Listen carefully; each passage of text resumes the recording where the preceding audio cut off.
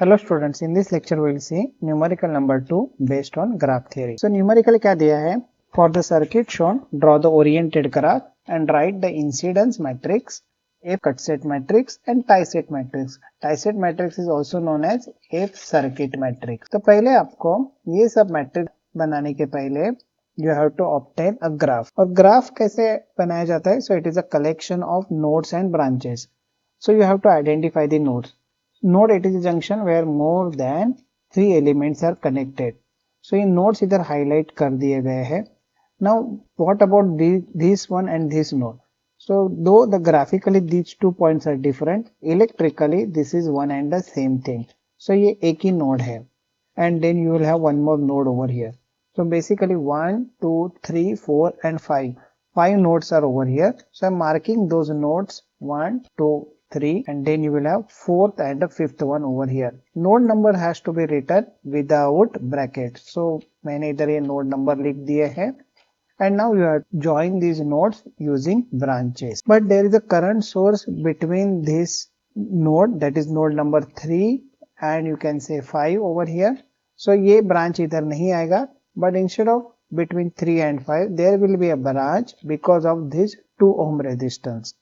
So if you go on drawing the branches over here, you will have one branch over here. Then because of this, you will have one more branch over here.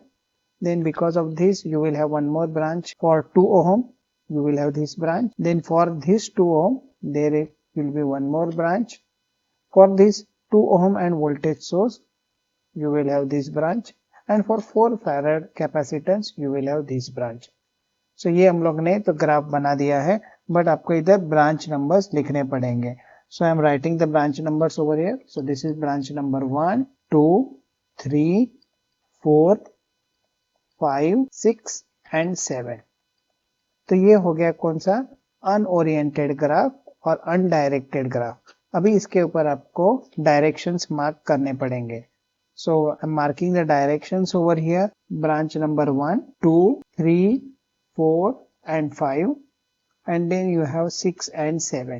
So ये तो direction आप arbitrarily select कर सकते हैं. तो मैंने oriented graph बना दिया है. अभी आपको इसके ऊपर से incidence matrix, cut set matrix और टाई सेट मैट्रिक्स लिखने का है. तो कंप्लीट इंसिडेंस मैट्रिक्स के लिए ये इधर मैट्रिक्स प्रिपेयर किया गया है. There are 7 branches and there are 5 nodes. Complete incidence matrix के लिए tree select करने की जरूरत नहीं रहती है and you go on filling these elements vertically. So you select the first branch and first branch is going towards node 2. So ध्यान में रखिए towards अगर है तो आपको लिखने का है -1 और away है then you have to write down +1 और अगर connected नहीं है then you have to write down 0. So it is branch number 1 is going towards node 2. So इधर आ जाएगा -1. It is going away from node 1. So here you will have 1 and 3, 4, 5 ये node इसको connected नहीं है. So you will have 0, 0 and 0 over here. Select branch number 2. It is going towards node 2. So इधर आ जाएगा -1. It is going away from node 3. So इधर आ जाएगा +1 और बाकी सब जगह पे आपको मिलेगा 0. Branch number 3, it is going towards node 4. Branch number 3 towards node 4. And it is going away from node 2. So here you will have 1 and remaining elements as 0. Branch number 4, it is going towards node 4. Branch number 4 towards node 4. So here you will have -1. It is going away from node 1 and remaining elements at 0. Branch number 5, it is going towards node 4. So branch number 5 towards node 4 and it is going away from node 3. So you will have 1 over here and remaining elements as 0. Branch number 6, it is going towards node 5. So here you will have -1. It is going away from node 1. So remaining elements will be 0. And branch number 7 again moving towards node 5. So here you will have -1.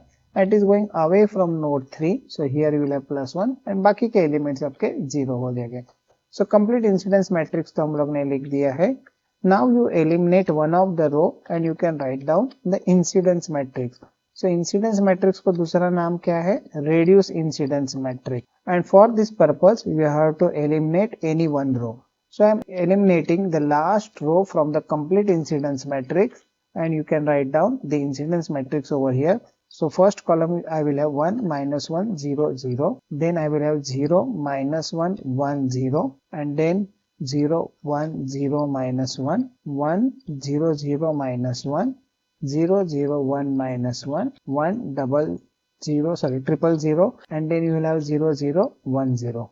तो ये हम लोग ने incidence matrix बना दिया है जिसका order है 4 क्रॉस 7, तो इसका ऑर्डर हो जाता है n minus 1 cross b. So we have obtain the radius incidence matrix. इधर आपको लिखना पड़ेगा eliminating fifth row from AA you will get complete incidence matrix. अभी अपने को बनाने का है टाइसेट मैट्रिक्स.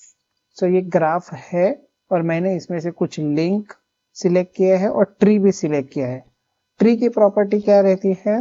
तो ट्री की प्रॉपर्टी में दो चीजें ध्यान में रखने के हैं, that every node should be connected to at least one another node and there should not be any closed loop.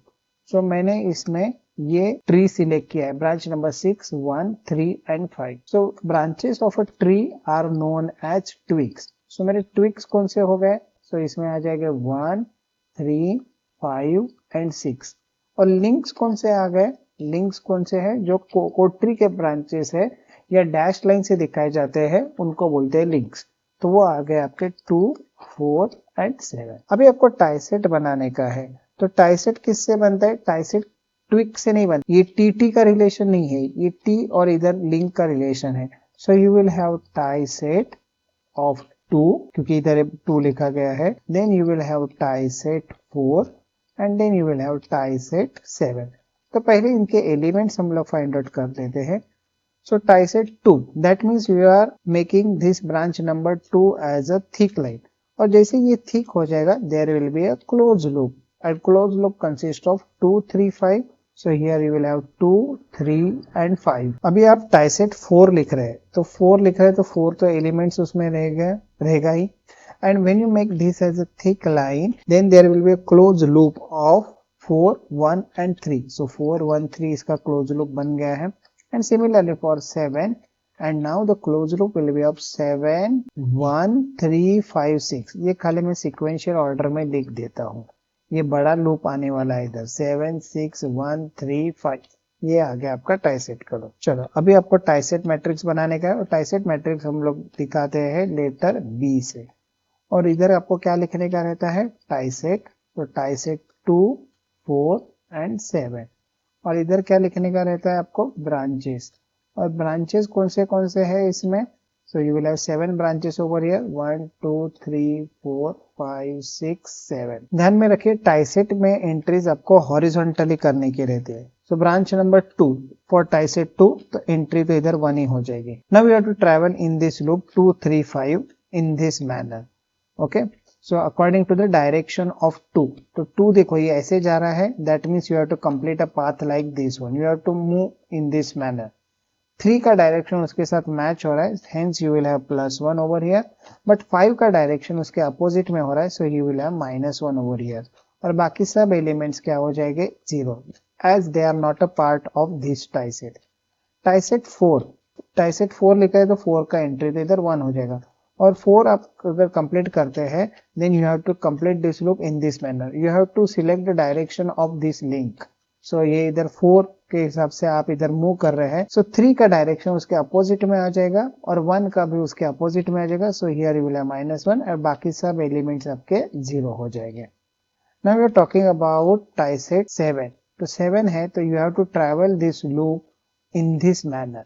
ये वे है आपको इधर कंप्लीट करने का. So you have to go like this one, then like this one, come like this one and then this one.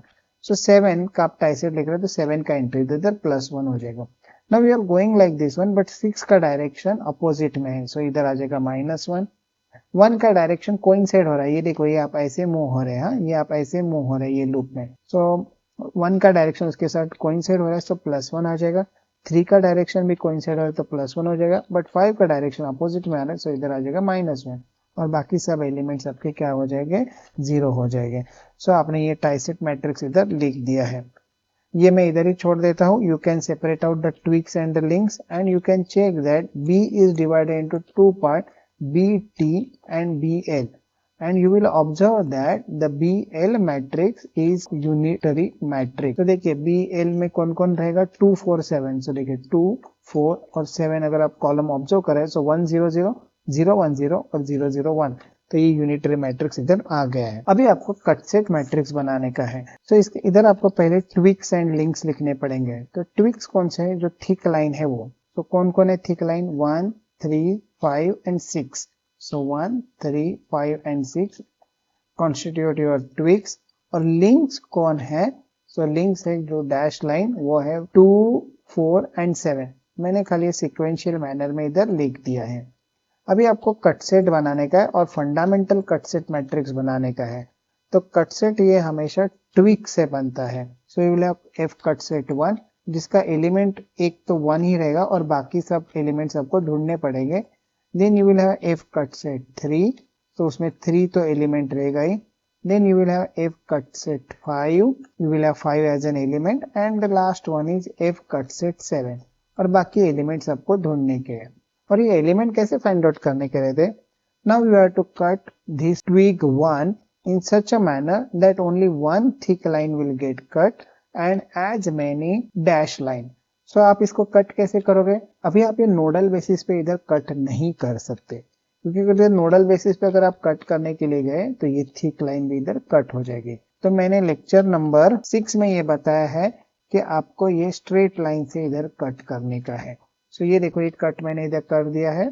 सो उसमें क्या क्या कौन से ब्रांचेस कट हो रहे हैं 1 4 and 7, so that I am writing over here। then you have f cut set 3, तो 3 को कट करें, या फिर हम लोग काम करते हैं साइमल्टेनियसली ये मैट्रिक्स भी हम लोग लिख देते हैं। सो क्यू मैट्रिक्स अभी हम लोग इधर लिख रहे हैं। तो इधर आता है f cut set and you have to list them 1 3 5 and 7। इधर आते हैं ब्रांचेस, और ब्रांचेस में क्या होता है इधर, and you have to go on listing the branches over here 1 2 3 4 5 6 and 7। चलो अभी हम लोग एक कट सेट 1 का एंट्री इधर लिख देते हैं।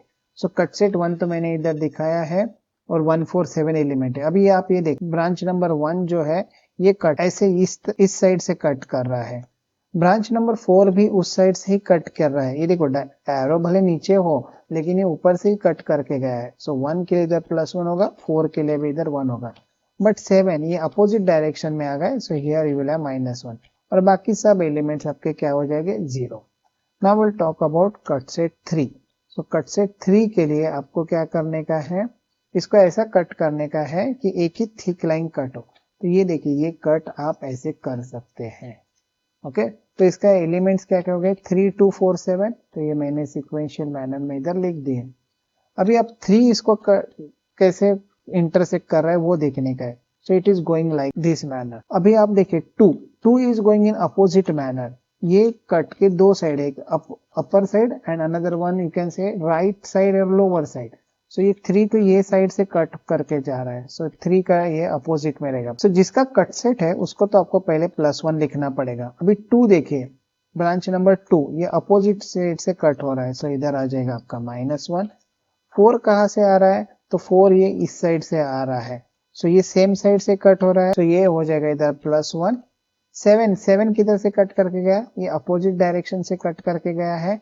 सो इधर आ जाएगा फिर से आपका -1। You have to talk about cut set number 5। तो 5 को कैसे आप कट कर सकते हैं, ब्रांच नंबर 5 को।